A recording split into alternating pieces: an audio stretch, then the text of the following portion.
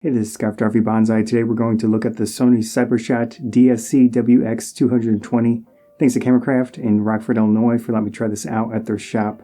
The WX220 has a 18.2 megapixel 1/2.3 inch backlit illuminated sensor. That means it's pretty solid for a small sensor camera. 10x optical zoom, which is really the biggest feature of this camera. Has a 2.7 inch fixed LCD screen. It does not have any type of touch capability to it. Video wise, it has 1080p 60 frames a second, which is really pretty decent for a camera like this. It has all the standard connectivity features with the Wi-Fi 802.11bgn with NFC connectivity, so you can connect to the standard Sony applications on phones. Battery wise, it has the NPBN Sony battery rated for 210 shots. It is on the low side, but that's pretty standard for these small cameras.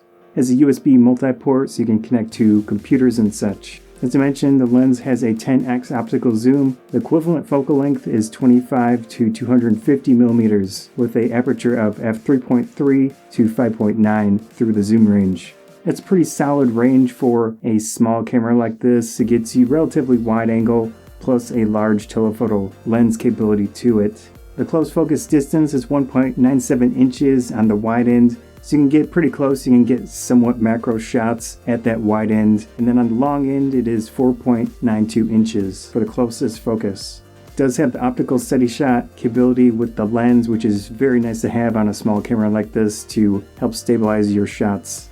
The camera has contrast detect autofocus, which probably means it's not going to focus quite as fast as cameras that have dedicated face detection on the sensor itself. But of course you'll have to spend more to get those features.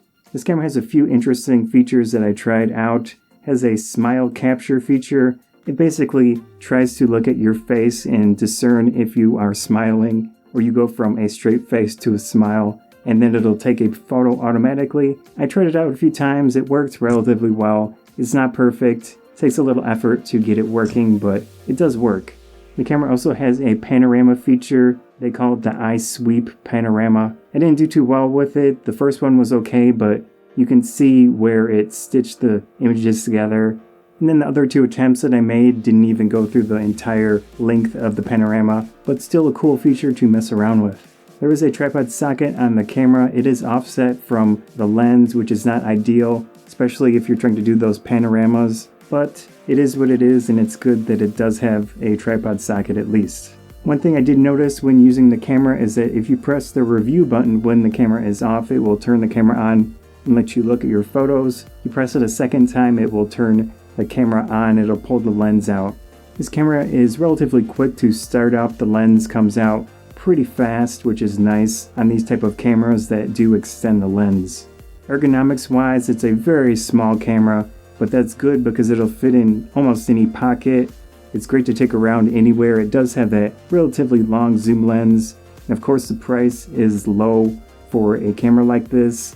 Now I don't know if it'll be as good as the cell phones that are super high-end with multiple lenses, multiple sensors, but in this case you will get that nice zoom lens and a lot of standard camera features you won't necessarily get on a cell phone. So I do think it's a decent option if you want to get a little bit more into photography. You don't want to always use your phone. This is a little better ergonomically than a phone just in general for photos.